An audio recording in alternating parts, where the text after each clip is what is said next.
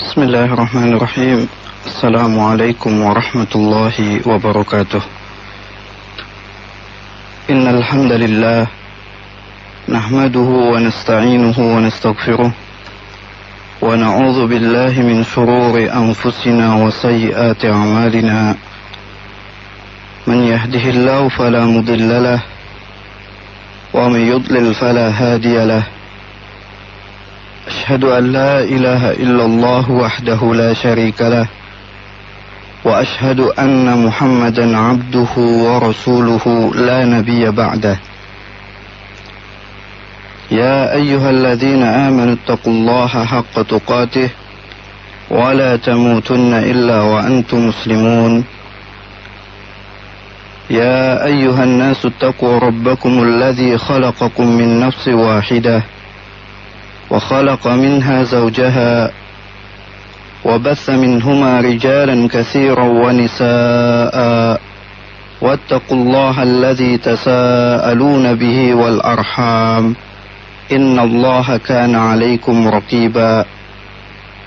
يا أيها الذين آمنوا اتقوا الله وقولوا قولا سديدا يصلح لكم أعمالكم ويغفر لكم ذنوبكم ومن يطع الله ورسوله فقد فاز فوزا عظيما.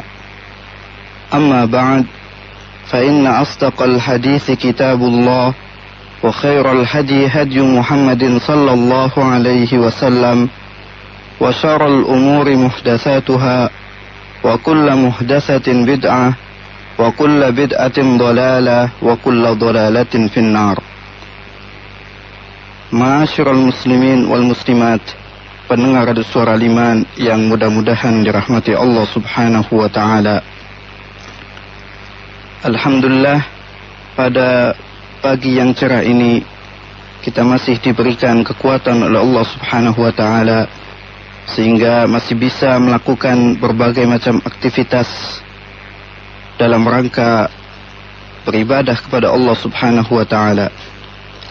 Dan insyaallah kita akan melanjutkan kajian kita, masih melanjutkan tentang bakti dan juga ketaatan seorang istri wanita muslimah kepada suaminya. Pendengar suara liman yang mudah-mudahan dirahmati Allah subhanahu wa ta'ala,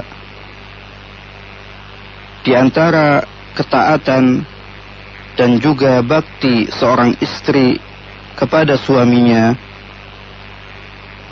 alla tasuma zawjatuhu fi ghairi Ramadan illa biiznihi wa la ta'zan li ahadin bidukhuli baitihi illa biiznihi wa ridahu wa la tunfiq min kasbihi illa biiznihi. Hendaknya seorang istri tidaklah berpuasa selain bulan Ramadan kecuali dengan izinnya,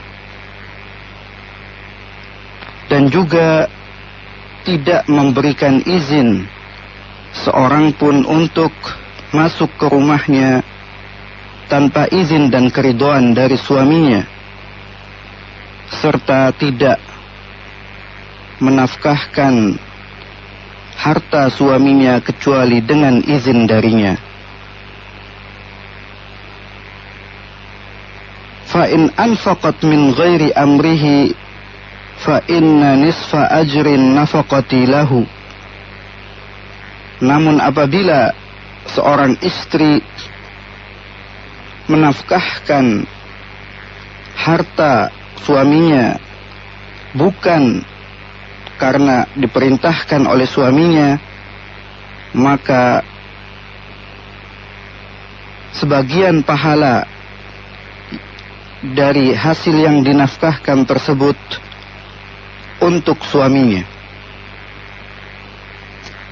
Ini merupakan berbagai macam bentuk ketaatan dan juga bakti seorang istri kepada suaminya, di mana terkadang seorang suami berada di dalam rumahnya, tidak keluar rumah, baik ketika libur, bekerja, tidak bekerja, sedang beristirahat di rumahnya, ingin didampingi oleh istrinya, maka hendaklah seorang istri tidak melaksanakan puasa sunnah kecuali apabila diizinkan oleh suaminya. Karena suaminya memiliki hak dalam hal ini untuk mendapatkan pelayanan, sehingga apabila istrinya berpuasa, dan puasa di sini adalah puasa sunnah, menghalangi suaminya untuk mendapatkan apa yang menjadi haknya sebagai seorang suami. Dan juga tidaklah memberikan izin kepada orang lain, terlebih orang yang tidak disenangi, tidak diridhoi oleh suaminya. Dan apabila ingin memasukkan orang lain ke rumahnya, maka hendaklah meminta izin dan ridho suaminya, dan tidak mengeluarkan harta untuk sedekah dan juga yang lainnya kecuali setelah meminta izin dari suaminya. Wanita muslimah yang bertakwa kepada Allah Subhanahu wa ta'ala akan berpegang teguh dan juga memperhatikan hal-hal ini, rambu-rambu yang telah ditetapkan oleh Rasulullah sallallahu alaihi wasallam, sebagaimana yang telah disabdakan oleh Rasulullah sallallahu alaihi wasallam, la yahillu lil mar'ati an tasuma wa zawjuha shahidun illa biidnihi wa la ta'zana fi baytihi illa biidnihi wa ma anfaqat min nafaqatin an ghairi amrihi fa innahu yu'adda ilaihi syatruhu. La yahillu lil mar'ati, tidak halal bagi seorang wanita, antasuma, untuk melaksanakan puasa ataupun berpuasa. Puasa di sini adalah puasa sunnah, bukan puasa yang wajib. Karena puasa yang wajib tidak membutuhkan izin dari suaminya.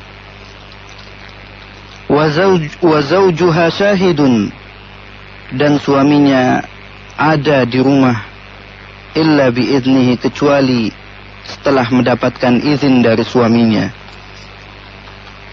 Wala ta'zan fi baitihi illa biidnih, dan juga tidak mengizinkan orang lain masuk ke rumahnya kecuali setelah mendapatkan izin dari suaminya.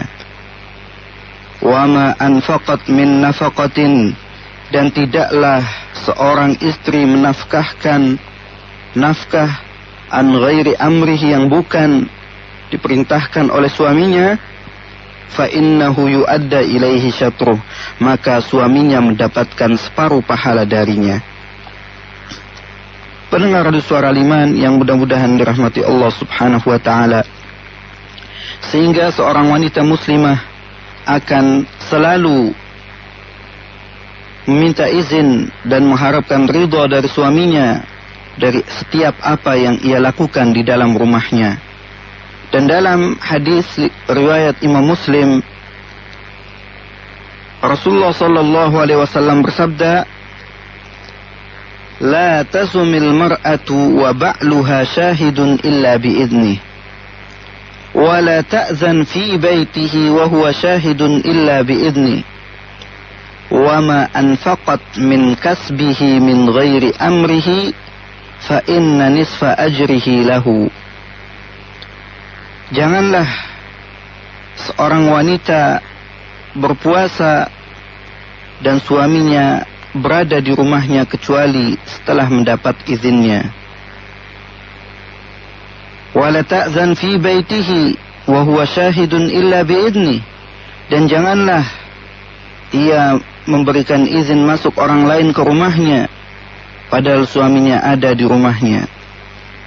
Wa ma anfaqat min kasbihi min ghairi amrihi, dan tidak menafkahkan apa yang telah diusahakan oleh suaminya nafkah dari suaminya min ghairi amrihi, yang bukan atas perintah suaminya, fa inna nisfa ajrihi lahu, maka sesungguhnya separuh pahalanya itu untuk suaminya.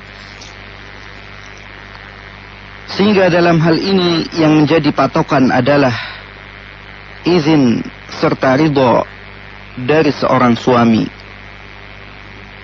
Olehnya seorang istri selalu berusaha untuk mendapatkan izin dan juga ridho seorang suami dalam melaksanakan berbagai macam aktivitas.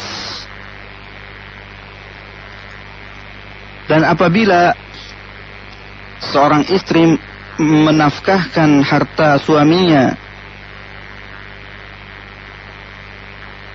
dalam hal-hal yang bersifat sunnah seperti sedekah, tatawwu, tanpa izin dari suaminya, maka seorang istri tidak akan mendapatkan pahalanya. Bahkan seorang istri akan mendapatkan dosa tanpa seizin suaminya. Adapun hadis-hadis yang telah lalu yang telah dijelaskan adalah berkaitan dengan nafkah yang bersifat wajib. Maka apabila yang dikeluarkan itu dalam rangka hal yang sunnah, seorang istri akan mendapatkan dosa, bukan mendapatkan pahala dari apa yang telah ia lakukan. Dan apabila seorang istri ingin menafkahkan dari harta suaminya tatkala suaminya tidak berada di rumah, dan dia tahu, seorang istri mengetahui apabila suaminya tahu apa yang dilakukan oleh istrinya, yaitu mengeluarkan nafkah, mengeluarkan sedekah, dan suaminya akan memberikan izin serta ridho dengan hal itu, maka hal ini diperbolehkan untuk dilakukan oleh seorang istri.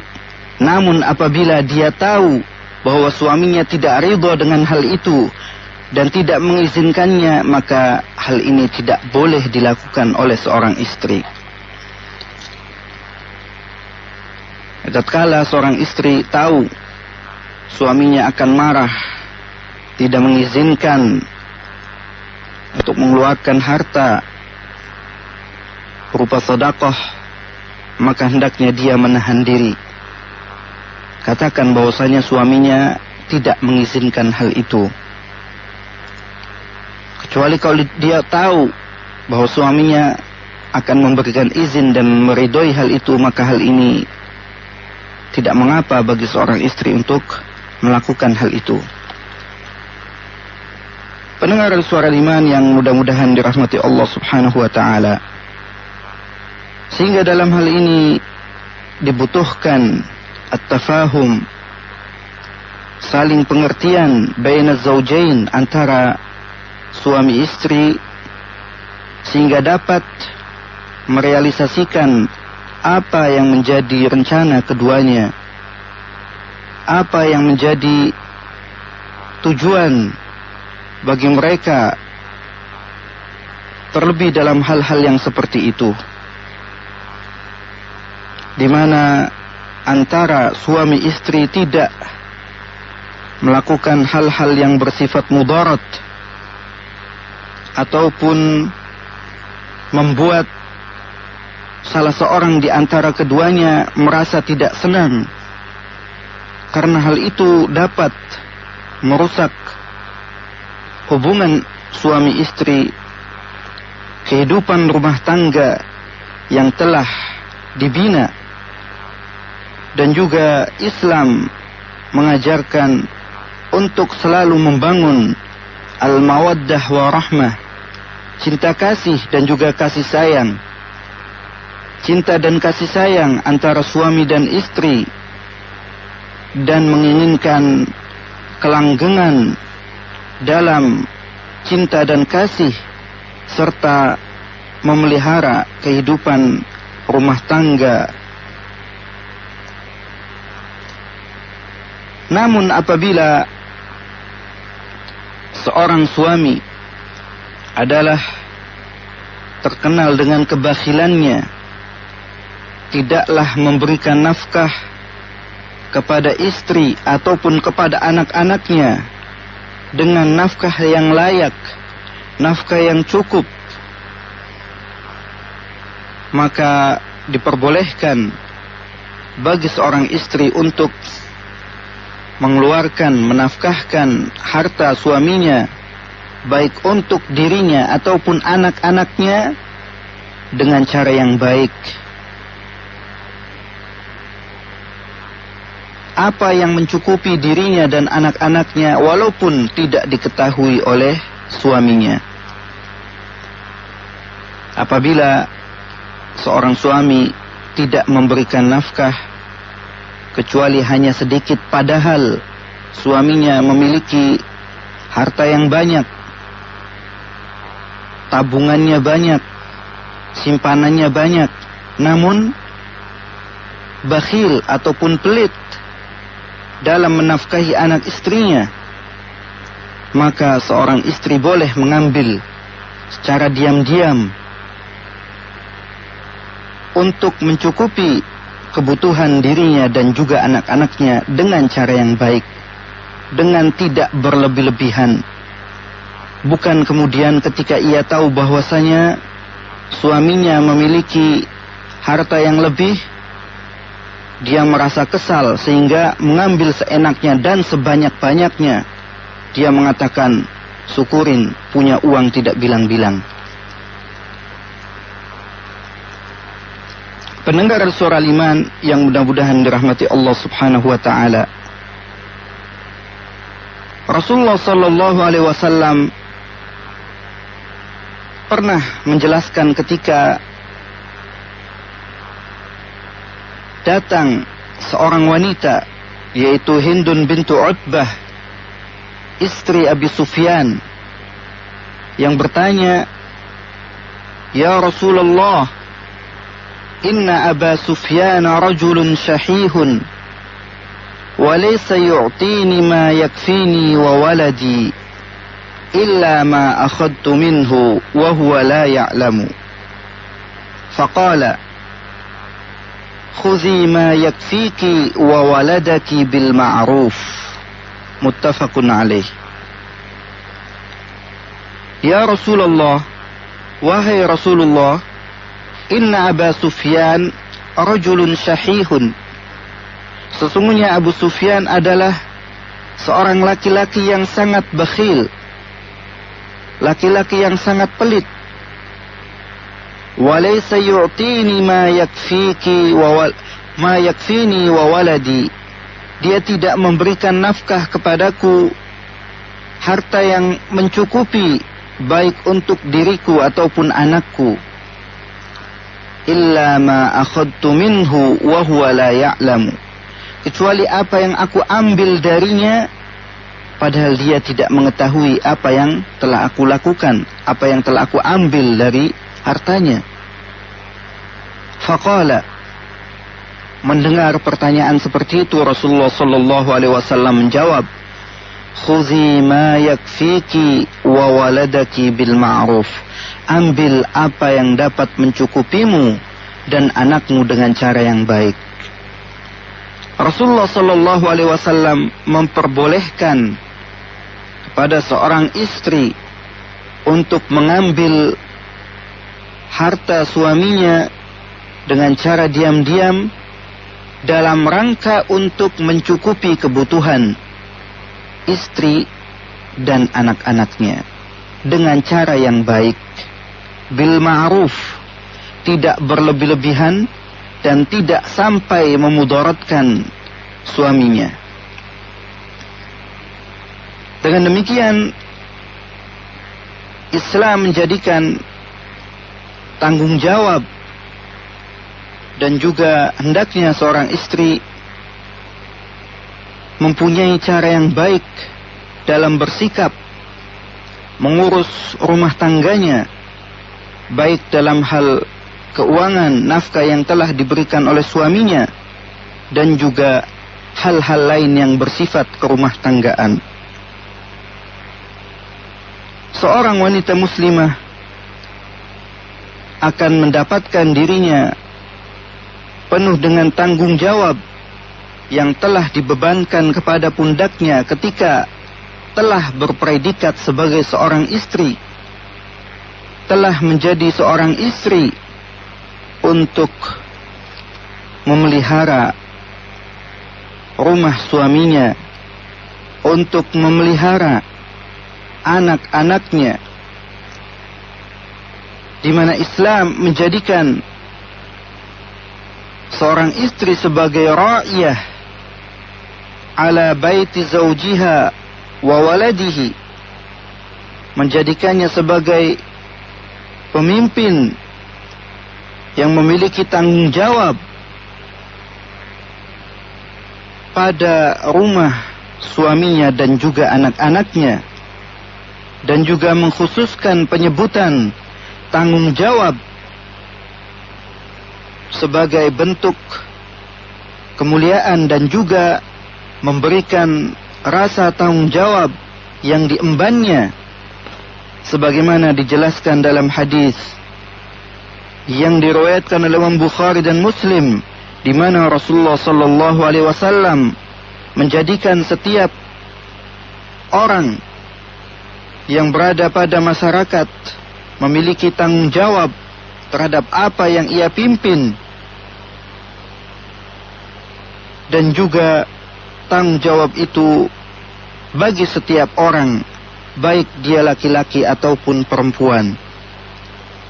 Rasulullah sallallahu alaihi wasallam bersabda, "Kullukum ra'in wa kullukum mas'ulun an ra'iyatih. Al-imamu ra'in wa mas'ulun an ra'iyatih. Wa rajulu ra'in fi ahlihi wa mas'ulun an ra'iyatih. Wal mar'atu ra'iyatun fi baiti zawjiha wa mas'ulatun an ra'iyatiha. Wal khadimu ra'in fi mali sayyidihi wa mas'ulun an ra'iyatih. Fakullukum ra'in wa mas'ulun an ra'iyatihi." Kullukum ra'in, masing-masing kalian adalah pemimpin. Wa kullukum mas'ulun an ra'iyatih, dan masing-masing kalian akan ditanya, akan dimintai pertanggungjawabannya terhadap apa yang ia pimpin. Wal imam ra'in, seorang imam adalah pemimpin. Wa mas'ulun an ra'iyatih, dan dia akan dimintai pertanggungjawabannya terhadap orang-orang yang ia pimpin. Wa rajulu ra'in fi ahlihi wa mas'ulun an ra'iyatih, seorang laki-laki adalah pemimpin dalam keluarganya. Wa mas'ulun an ra'iyatih, dan dia akan dimintai pertanggungjawabannya dari orang-orang yang ia pimpin. Wal mar'atu ra'iyatun fi baiti zawjiha, dan seorang wanita, seorang istri adalah pemimpin dalam rumah suaminya. Wa mas'ulatun an ra'iyatiha, dan dia akan dimintai pertanggungjawaban dari apa yang ia pimpin. Wal khadimu ra'in fi mali sayyidih, dan seorang pembantu adalah pemimpin pada harta majikannya. Wa mas'ulun an ra'iyatih, dan dia akan dimintai pertanggungjawaban terhadap apa yang ia pimpin. Fakullukum ra'in wa mas'ulun an ra'iyatih, masing-masing kalian adalah pemimpin dan akan dimintai pertanggungjawaban terhadap apa yang ia pimpin. Pendengar suara Iman yang mudah-mudahan dirahmati Allah Subhanahu wa taala, apabila kita telah mengetahui hadis yang telah diriwayatkan oleh Imam Bukhari dan Muslim ini, maka kita akan merasa bahwasanya masing-masing kita memiliki tanggung jawab apapun status kita.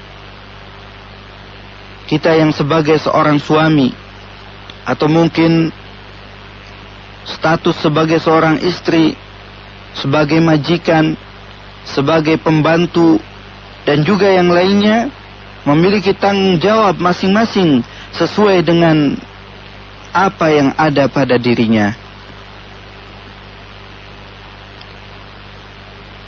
Pendengar suara liman yang mudah-mudahan dirahmati Allah Subhanahu wa taala. Selain itu, seorang wanita muslimah yang bertakwa kepada Allah Subhanahu wa taala, yang benar dalam ketakwaannya, beriman kepada Allah Subhanahu wa taala dan benar dalam keimanannya, selalu menyayangi anak-anaknya dan berusaha untuk menjaga suaminya. Cinta kepada suami, sayang kepada anak, keduanya merupakan dua sifat yang mulia, dua sifat yang baik. Terlebih jikalau seorang wanita menjadikan sifat itu melekat pada dirinya, baik di setiap waktu ataupun di setiap tempat.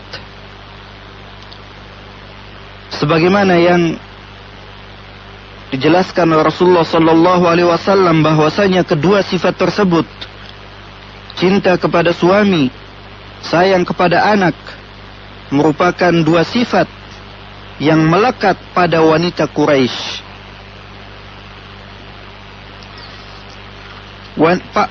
Para wanita Quraisy memiliki sifat cinta kepada suami dan juga sayang kepada anak, menyayangi anak-anaknya, memelihara hak-hak suaminya, baik dalam hal harta dan juga yang lainnya, serta menjaga harta suaminya, selalu amanah dalam harta suaminya, dan juga berusaha baik untuk mengatur keuangan nafkah yang telah diberikan oleh suaminya, tidak menyia-nyiakan ataupun menghambur-hamburkan apa yang telah diberikan oleh suaminya. Rasulullah sallallahu alaihi wasallam bersabda, "Khairu nisa'in rakibnal ibila nisa'u Quraisy, ahnahu ala waladin fi sigharih, wa ar'ahu ala zawjin fi dhati yadih." Khairu nisa'in rakibnal ibil, sebaik-baik wanita yang menunggangi unta nisa'u Quraisy adalah para wanita dari Quraisy. Kenapa mereka menjadi sebaik-baik wanita? Ahnahu ala waladin fi sigharih, di mana para wanita Quraisy sangat menyayangi anak-anaknya ketika kecil. Wa ar'ahu ala zawjin fi dhati yadih, dan memelihara apa yang dimiliki oleh suaminya, menjaga apa yang dimiliki oleh suaminya. Ini merupakan salah satu bentuk persaksian yang sangat mahal dari Rasulullah sallallahu alaihi wasallam,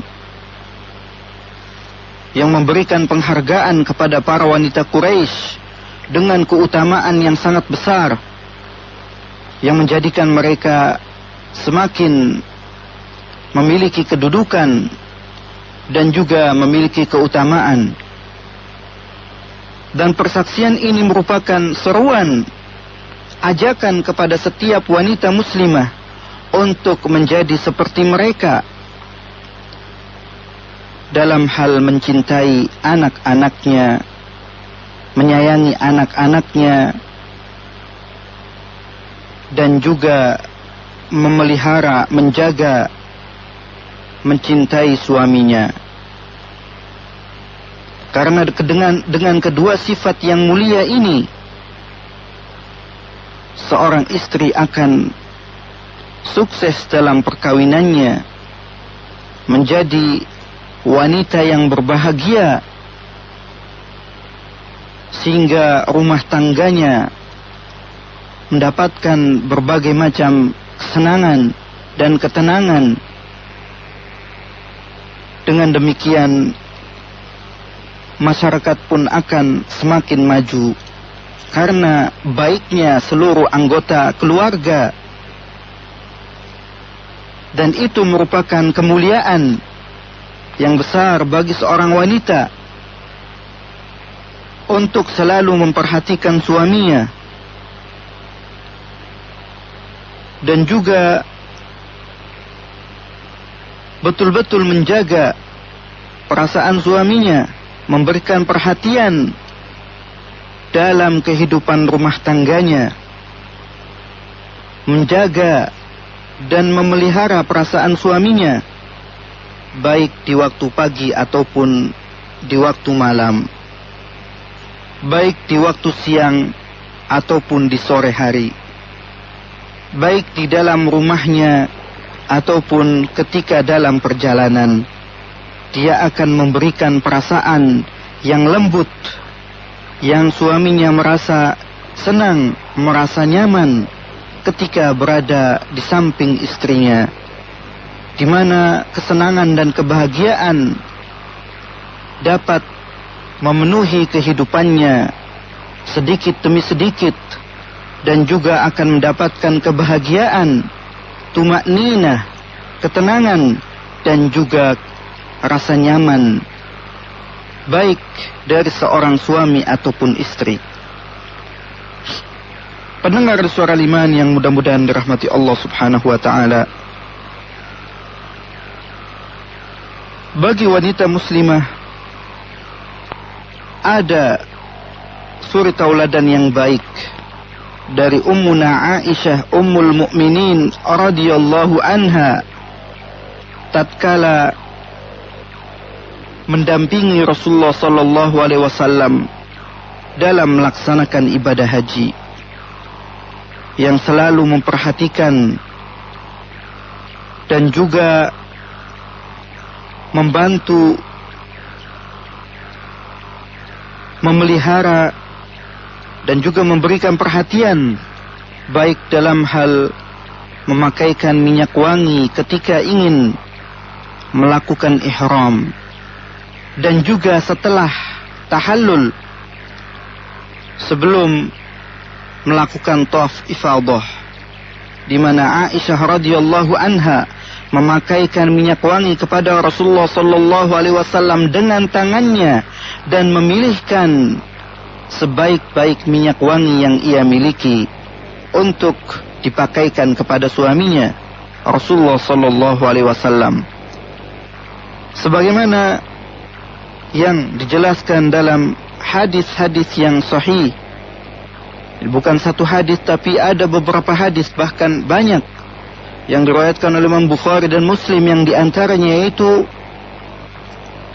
tayyabtu Rasulullah sallallahu alaihi wasallam biyadi li hurmihi hina ahrama wa li hillihi hina ahalla qabla an yatufa bil baiti.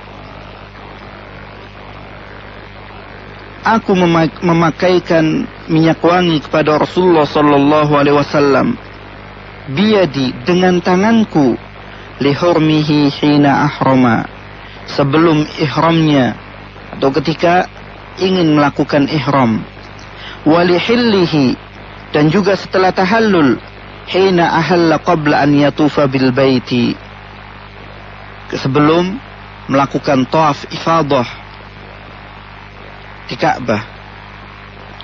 Dan juga ucapan Aisyah radhiyallahu anha, tayyabtu Rasulullah sallallahu alaihi wasallam biyadayya hataini hina ahrama wa lihillihi hina ahalla qabla an yatufa wa basatat yadayha.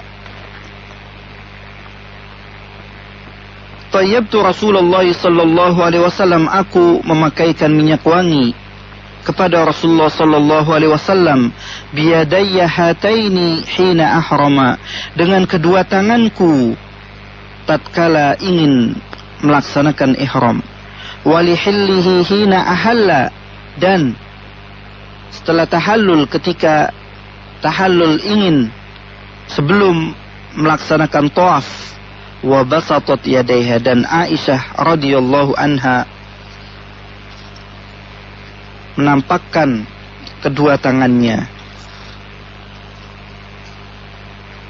Dan juga sebagaimana pernyataan Urwah yang mengatakan, Sa'altu Aisyah radhiyallahu anha bi ayyi syai'in tayyabti Rasulullah sallallahu alaihi wasallam 'inda hurmih.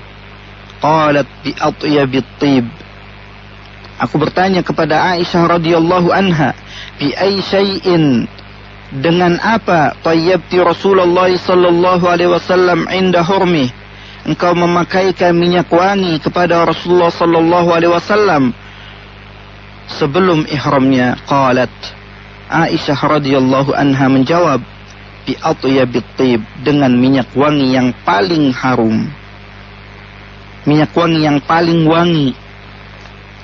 Dan juga riwayat lain dari Imam Muslim, Aisyah radhiyallahu anha mengatakan, tayyabtu Rasulullah sallallahu alaihi wasallam li hurmihi hina ahrama wa li hillihi qabla an yufidha bi atyabi ma wajadtu.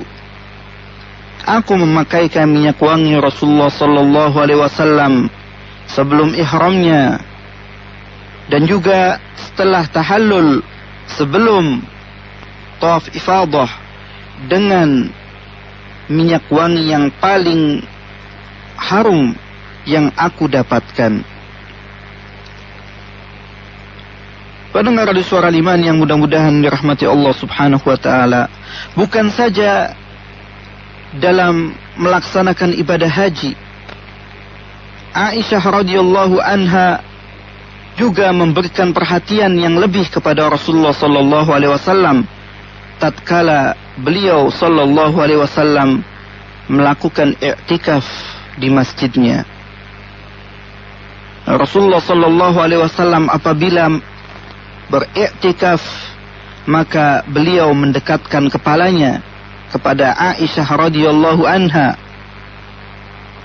Kemudian Aisyah radhiyallahu anha menyisir rambut Rasulullah sallallahu alaihi wasallam dan mencucinya. Sebagaimana yang banyak dijelaskan dalam hadis-hadis yang sahih yang diriwayatkan Imam Bukhari dan Muslim dari Aisyah radhiyallahu anha, yang diantaranya yaitu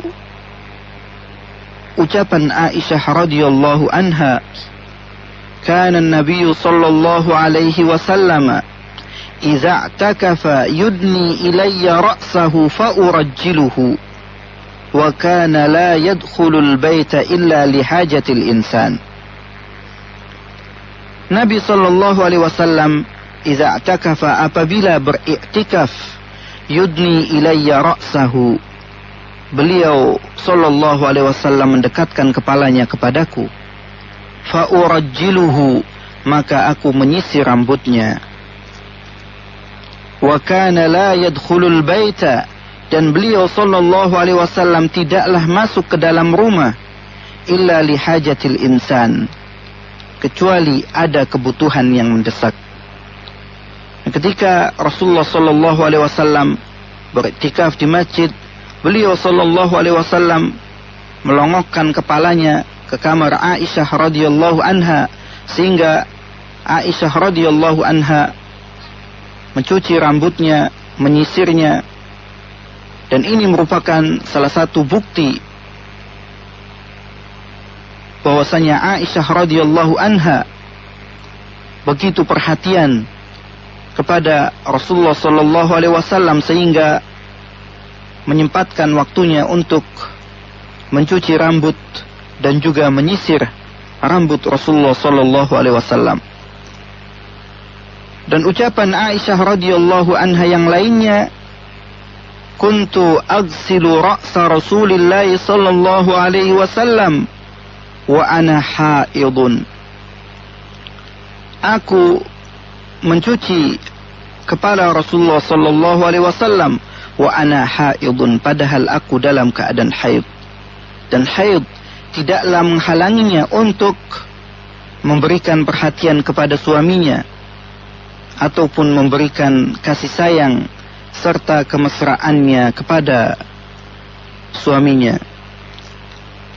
Dan Aisyah radhiyallahu anha memberikan wasiat kepada para wanita untuk selalu memberikan perhatian kepada suami mereka dan hendaknya mengetahui akan hak-hak para suami atas para istri, sehingga ia melihat hak-hak yang sangat besar yang dimiliki oleh seorang suami dari istrinya,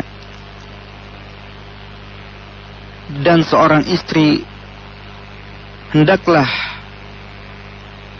menghilangkan debu yang ada di kedua kaki suaminya. Rasulullah sallallahu alaihi wasallam bersabda dalam hadis yang diriwayatkan oleh Ibnu Hibban dalam sahihnya dan Al-Bazzar dengan sanad yang jayyid, "Ya ma'syaran nisa, law ta'lamna bihaqqi azwajikunna 'alaikun laja'alatil mar'atu minkunna tamsahul ghubara an qadamai zawjiha bihuri wajhiha." Wahai para wanita, kalau seandainya kalian mengetahui hak suami kalian, mengetahui hak suami kalian atas kalian, niscaya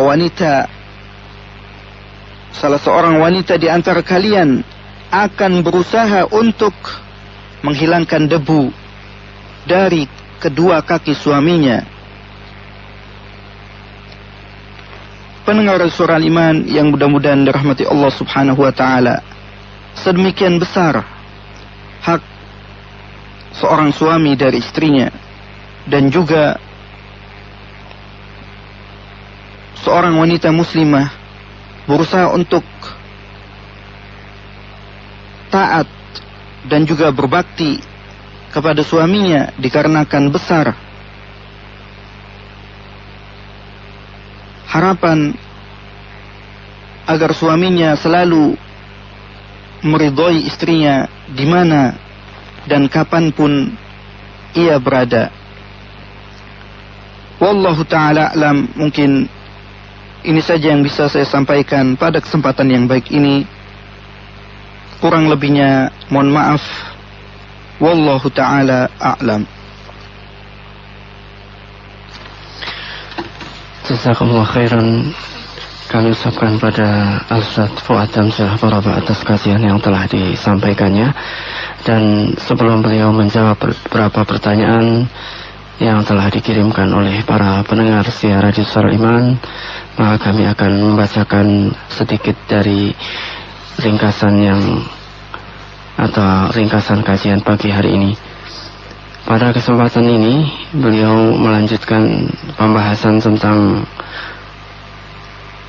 wanita muslimah yang mentaati suaminya, yaitu di antara bentuk ketaatan istri kepada suaminya, yaitu dia tidak berpuasa puasa selain puasa Ramadan ya, tanpa izin dari suaminya.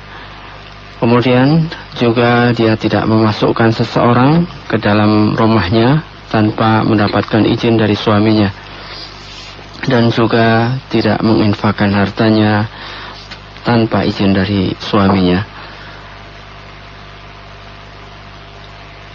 Kemudian seorang istri dibolehkan untuk berinfak ketika suaminya tidak berada di rumahnya, dengan catatan bahwa hal ini atau diyakini bahwa jika suaminya mengetahuinya maka pasti akan mengizinkan.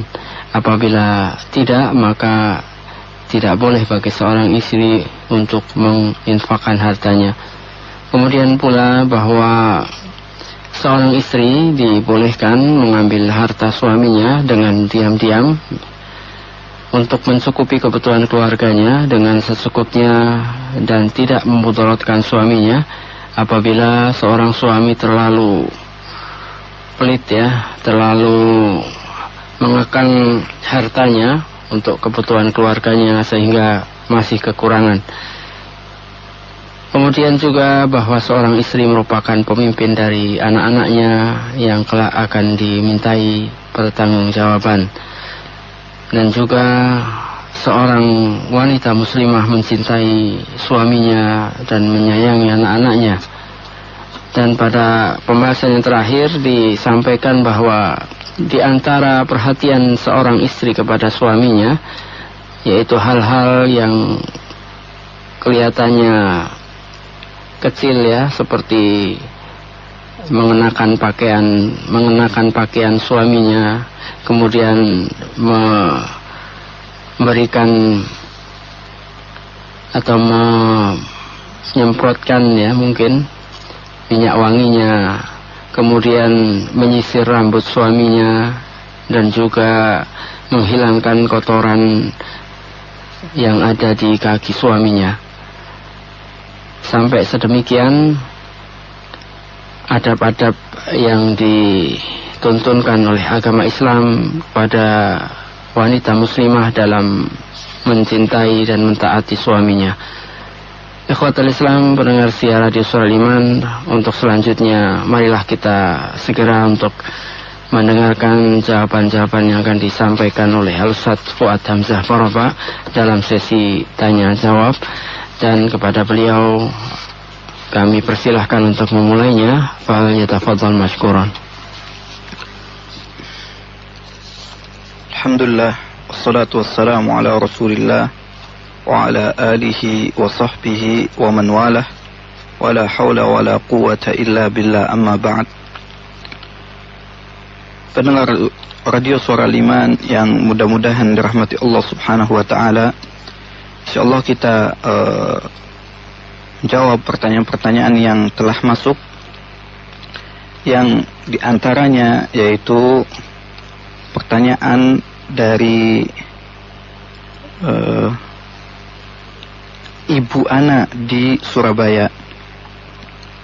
Assalamualaikum. Waalaikumsalam warahmatullahi wabarakatuh.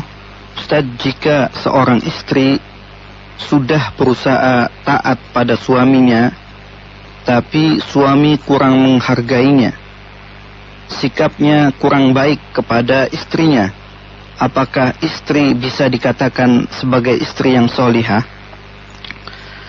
Dalam hal ini, apabila seorang istri dia sudah berusaha dengan sekuat tenaganya untuk mentaati suaminya, namun suami melihat hal itu kurang, ataupun mungkin suaminya tidak menganggap bahwasanya hal itu merupakan bentuk ketaatan, maka hendaknya seorang istri bersabar dan juga introspeksi diri. Apakah betul dia dalam mentaati suaminya ataupun melakukan hal-hal yang ia lakukan itu sudah tepat ataupun sudah sesuai? Jangan-jangan apa yang ia lakukan itu keliru, sehingga dibutuhkan introspeksi diri dan kesabaran. Namun kalau memang apa yang dilakukan oleh istrinya sudah sesuai, sudah tepat, namun suaminya menganggap hal itu masih kurang, ataupun memang suaminya agak kurang ajar sehingga tidak memberikan perhatian, maka tidak membahayakan ataupun tidak mengapa bagi seorang istri untuk tetap melakukan kebaikan-kebaikan itu kepada suaminya.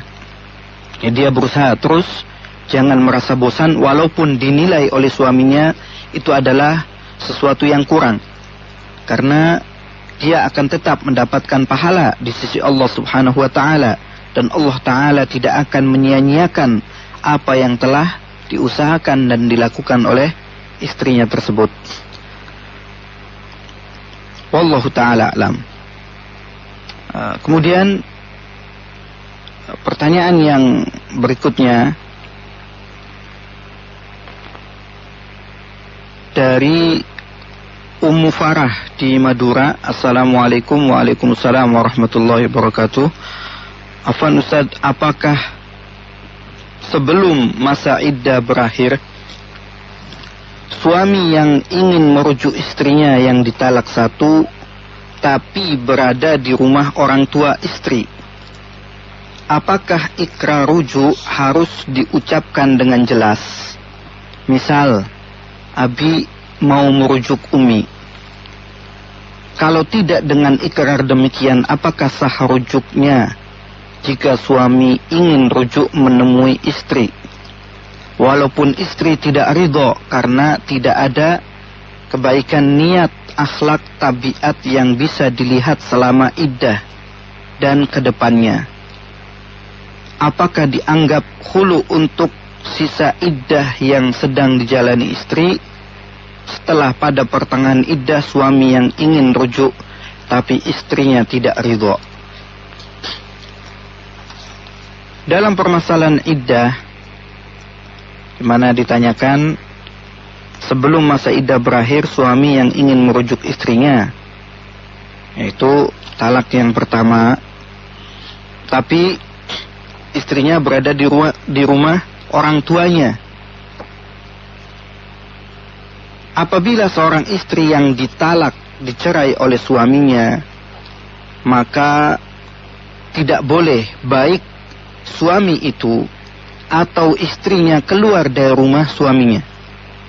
Suaminya tidak boleh mengeluarkan istrinya, membawa pulang ke rumah orang tuanya, atau mungkin istrinya pulang sendiri, minggat ataupun berusaha untuk pulang ke rumah orang tuanya. Hal ini bertentangan dengan Al-Quran.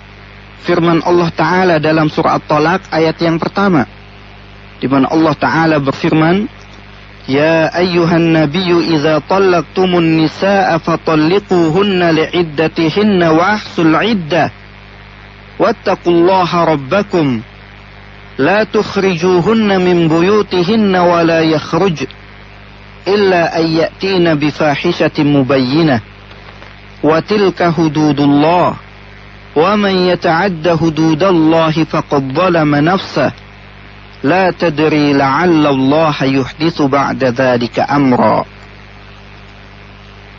Wahai Nabi, apabila kamu menceraikan istri-istrimu, maka hendaklah kamu ceraikan mereka pada waktu mereka dapat menghadapi iddahnya yang wajar.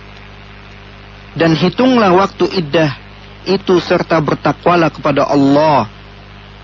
Janganlah kamu keluarkan mereka dari rumah mereka, dan janganlah mereka diizinkan keluar, kecuali kalau mereka mengerjakan perbuatan keji yang jelas. Itulah hukum-hukum Allah, dan barang siapa yang melanggar hukum-hukum Allah, maka sesungguhnya dia telah berbuat zalim terhadap dirinya sendiri. Kamu tidak mengetahui barangkali Allah mengadakan sesuatu itu suatu hal yang baru. Pendengar suara iman yang mudah-mudahan dirahmati Allah Subhanahu wa Ta'ala. Oleh karena itu, seorang istri yang ditalak oleh suaminya tidak boleh meninggalkan rumah suaminya ke rumah orang tuanya ataupun kemana saja sebelum masa iddahnya berakhir. Untuk apa tujuannya? Allah Subhanahu wa Ta'ala jelaskan, karena boleh jadi ketika masa iddah masing-masing baik suami ataupun istri introspeksi diri, sehingga Allah Ta'ala akan menimbulkan rasa cinta di antara keduanya, keinginan untuk rujuk.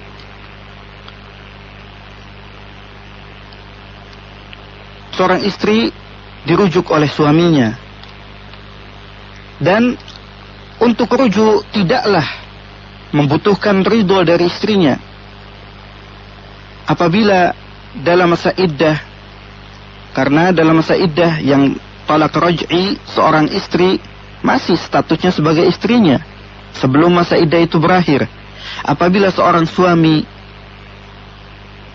dia melakukan hal mencium ataupun melakukan yang lebih dari itu merupakan salah satu bentuk rujuk dari suaminya. Tidak harus dilafadzkan, tidak harus diucapkan, walaupun ada sebagian ulama yang mensyaratkan harus diucapkan. Tetapi apabila sudah terjadi hal-hal yang difahami bahwasanya itu merupakan salah satu bentuk rujuk, seperti mencium, mencumbu dan juga melakukan hal yang lebih dari itu, maka itu merupakan bentuk rujuk dari suaminya, dan rujuk seorang suami tidak membutuhkan ridho dari istrinya. Kemudian tanya bahwasanya tidak ada niat baik, akhlak tabiat selama masa iddah. Bagaimana seorang istri tahu tidak ada niat dan juga tidak ada kebaikan, padahal dia berada di rumah orang tuanya, di mana ini merupakan bentuk penyelewengan ataupun salah satu bentuk penyelisihan.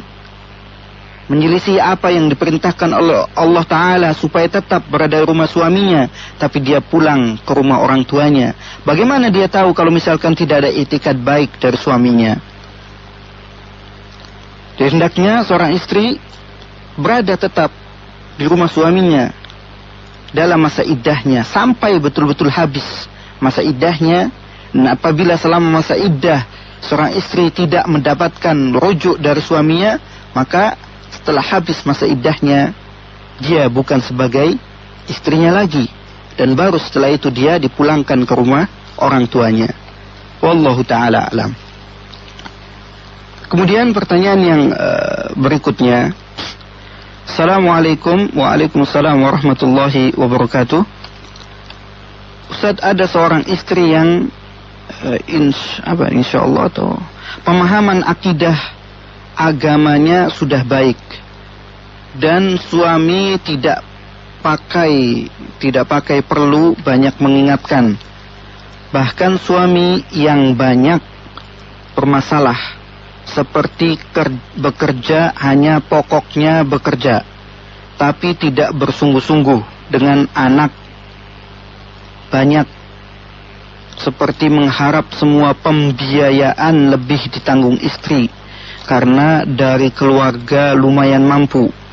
Bagaimana Ustaz suami seperti ini? Apakah istri meremehkan juga, kurang peduli kepada suami berdosa karena merasa suaminya memang tidak bersungguh-sungguh terhadap keluarganya? Terima kasih. Menghadapi seorang suami yang mungkin dalam kondisi kurang mapan, kurang mampu karena pekerjaan yang belum mapan sehingga penghasilannya kurang, kita lihat kalau memang seorang suami sudah bersungguh-sungguh berusaha untuk mencari nafkah, namun segitu-gitu saja atau hanya segitu yang ia dapatkan, maka hendaknya seorang suami bersyukur. Seorang suami tidak mengurangi rasa cintanya kepada suaminya karena suaminya sudah berusaha sedemikian kuatnya dan juga berusaha untuk mendapatkan nafkah, memberikan perhatian. Namun apabila suaminya memang orang yang malas, hanya ingin mengandalkan apa yang ada pada istrinya, keluarga istrinya orang yang mampu atau istrinya memiliki pekerjaan, sehingga dia ingin mengharapkan dari suaminya, maka suami yang seperti ini adalah suami yang kurang ajar, yang harus diberikan pelajaran dengan nasihat-nasihat yang baik, bahwasanya seorang suami memiliki kewajiban untuk memberikan nafkah anak dan istrinya. Namun walaupun demikian, hendaknya seorang istri tidak kemudian meremehkan suaminya, dan hendaknya seorang istri memberikan semangat kepada suaminya agar mau mencari nafkah, memberikan perhatian pada dirinya dan anaknya. Bukan diremehkan, karena boleh jadi ketika diremehkan maka seorang suami akan menjadi emosi dan akan bertambah. Berikanlah nasihat yang baik, berikanlah pelajaran dengan nasihat-nasihat yang baik, berikan semangat dan tanggung jawab seorang suami untuk memberikan nafkah kepada anak istrinya. Wallahu ta'ala alam. Kemudian pertanyaan yang berikutnya. Assalamualaikum. Waalaikumsalam warahmatullahi wabarakatuh. Dari Ummu Nanda. Ustaz, gimana bila menghadapi suami yang cuek dan acuh? Nah, di sini harus dicari sebabnya. Kenapa seorang suami cuek dan acuh? Apakah istrinya yang menjadikan suaminya menjadi cuek dan acuh?